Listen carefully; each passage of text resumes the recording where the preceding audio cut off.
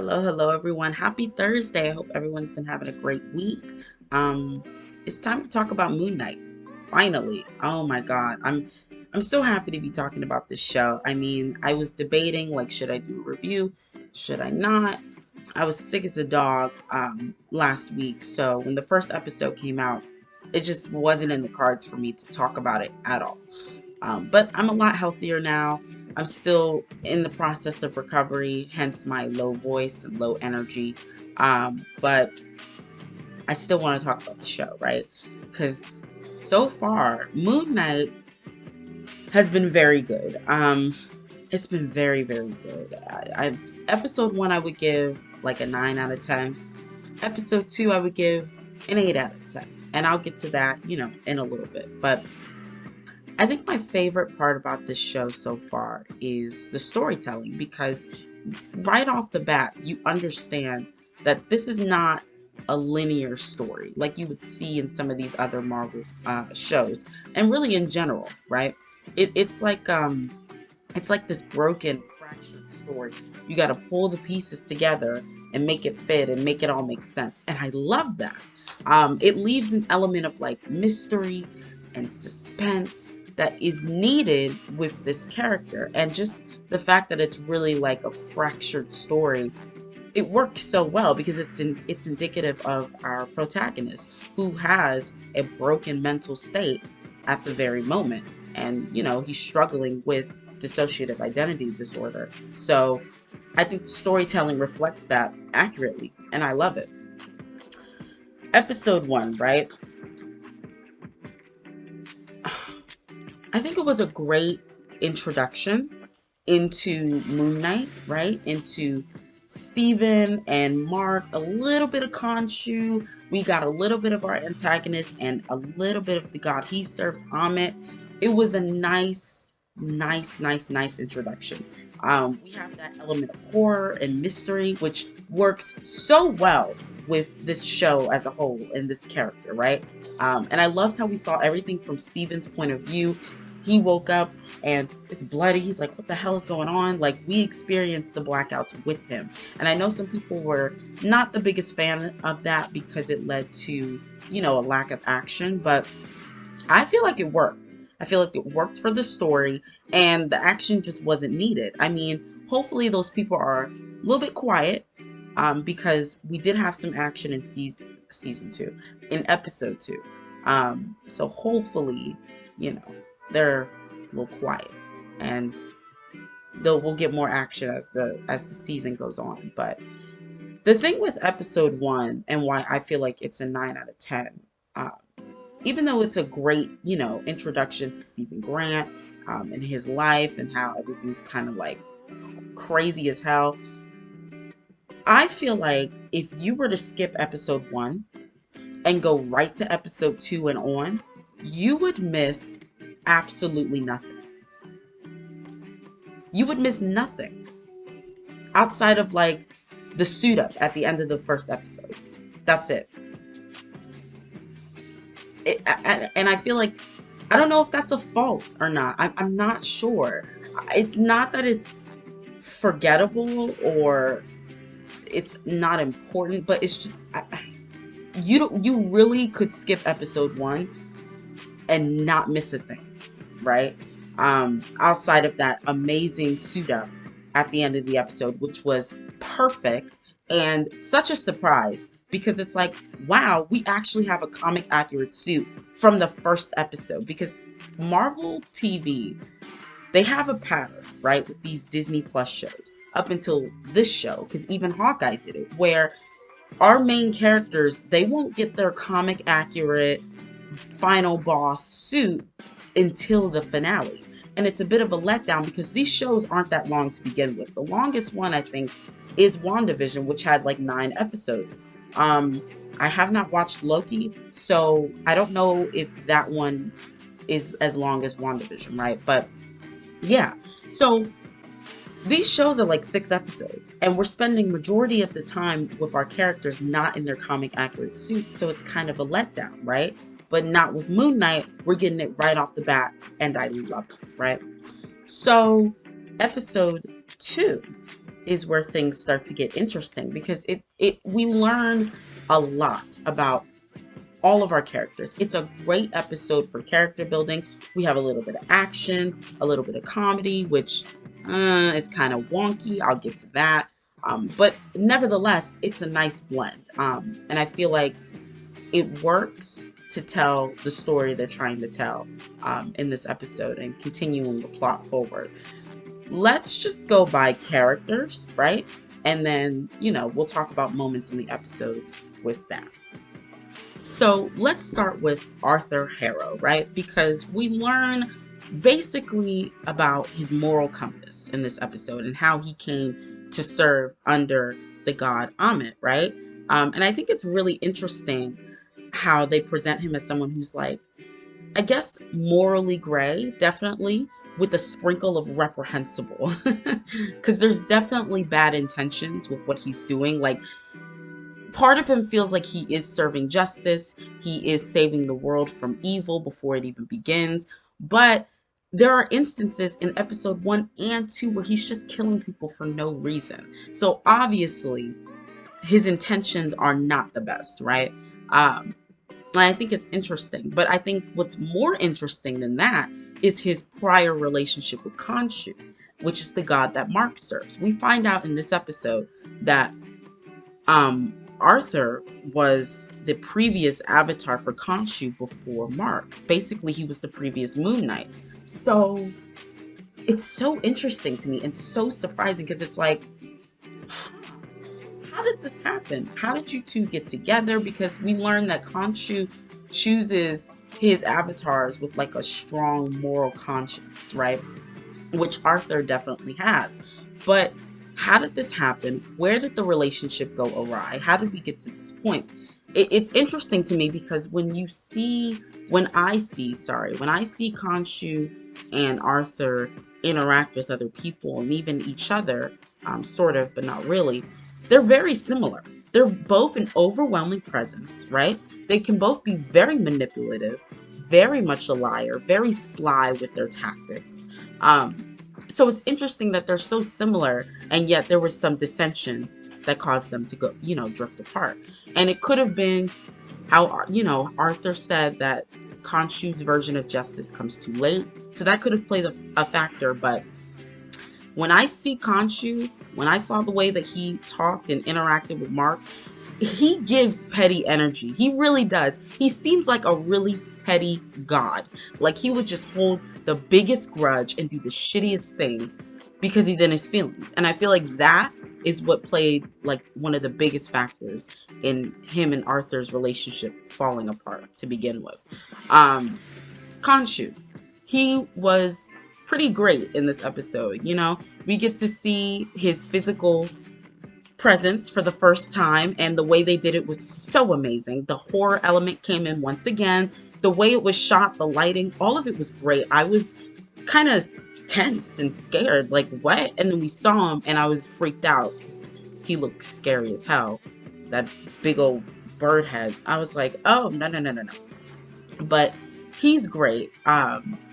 Throughout the episode, I don't really have much to say about him. I kind of, his biggest thing for me is his relationship with Arthur, that prior relationship that I hope gets explored. So, who's next? Layla. Let's talk about Layla. So we find out Layla is Mark's wife, right? She had a brief little thing in episode 1, but we actually get to see her in episode 2. She's interesting. She's another one where it's like, because the thing with this episode, every piece of information we learn raises a myriad of questions, right? You get double the amount of questions. And Layla is like one of the prime characters, because she comes in and you find out she knows a lot about Mark. She knows, about Moon Knight. I'm sure she might know about Khonshu. She seems to have a lot of knowledge on everything that's happening. And I'm wondering just how much, because Khonshu wants her to be the replacement after Mark. And I'm wondering why. It could be a manipulation tactic, right? To keep Mark at his side. Because basically he's like, Mark, you can leave after this whole thing, but I'm going to take your wife. And what about it, right? So it could be that, but also he could see something in Layla that makes her a viable candidate. I don't know. But one of the things about Layla that kind of confused me was when she first met up with Mark, or Steven, I'm sorry, she met up with Steven. She just couldn't believe that Steven was like a personality, right? She just had no idea that Mark was suffering from dissociative identity disorder. And I'm very confused as to how she didn't know that. From what I know, because remember, I only know the basics about Nightwing, but from what I know, his dissociative identity disorder, that came about from childhood trauma, right? Like, it's been there. So, you mean to tell me while you guys were married, it never came about at all? You never had any sort of suspicion that he was suffering from that? Steven was dormant as a personality all that time you were married. And then when you split or whatever happened between you two to make Mark go AWOL, Steven was born? I mean, that's viable, but why? You know what I mean? Like, what happened to the point where a whole new personality was born? And this personality has elements of Layla embedded in him because they both like the same French poet, the hieroglyphics, so forth and so forth. It just, so many questions, right? Um, but she's pretty good. You know, she doesn't have a lot to do in the episode outside of give us some exposition and some morsels on her and Mark's past relationship and adventures, because they went and actually got the scarab together, which I was like, oh, okay, okay.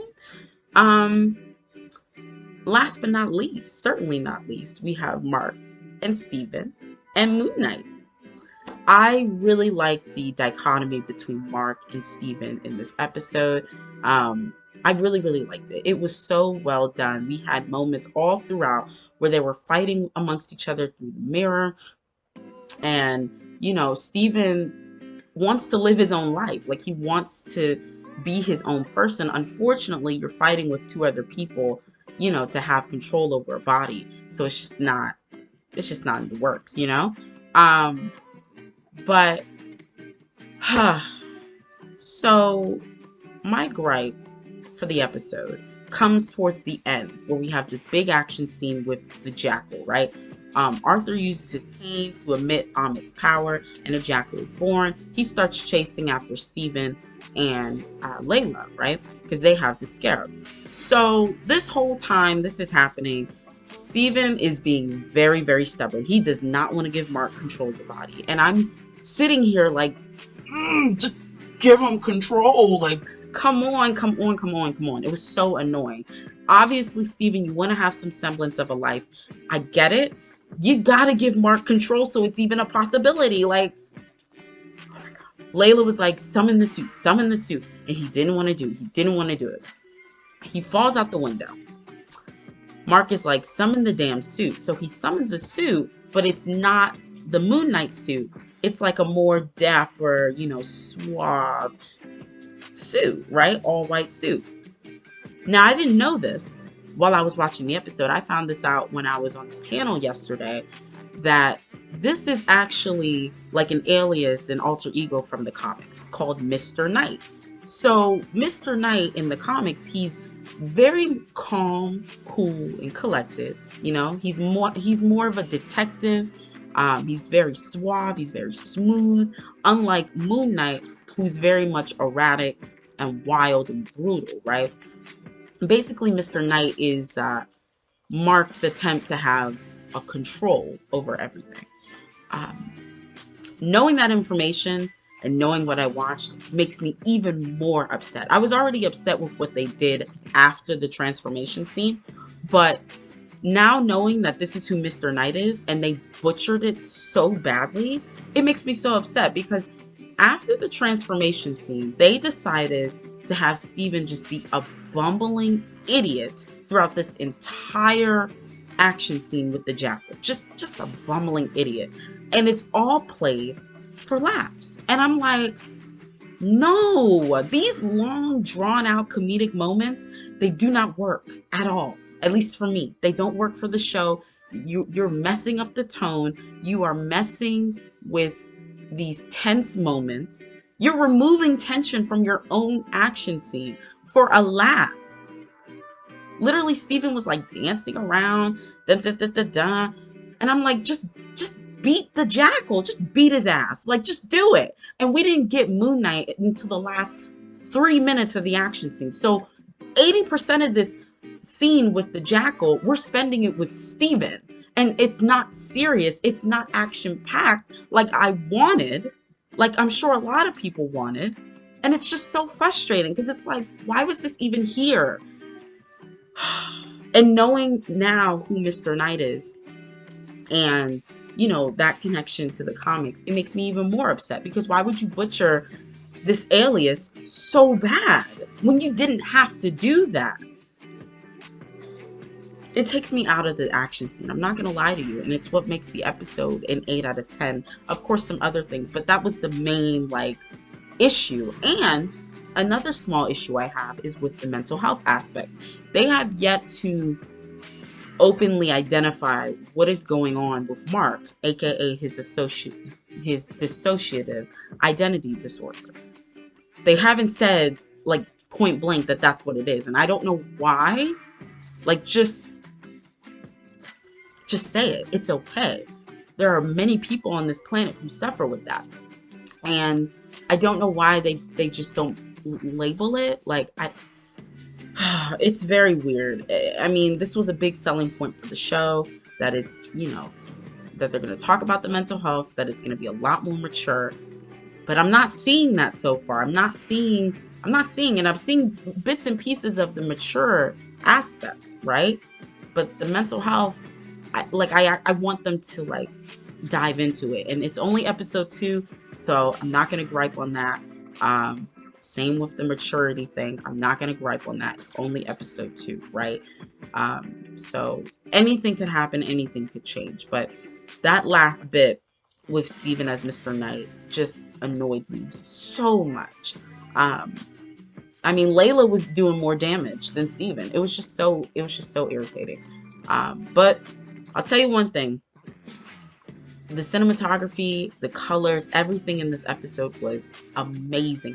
I love how this episode was shot, period. When Moon Knight was jumping across the rooftops, leading the jackal to his death, the moon is in the not the foreground, the background. It was beautiful to look at. I was like, oh my God, this is so great. And the use of colors, there were certain shots, like when Mr. Knight was laying on the ground and the smoke was over him. It was great. I love it, love it, love it. I hope they keep it up. But yeah, I mean, that's really all I have to say. What did you guys think? Do you like Moon Knight so far? If you're watching it, let me know in the comments, or don't. But either way, thank you for listening. Thank you for watching. And I'll catch you guys later. Bye.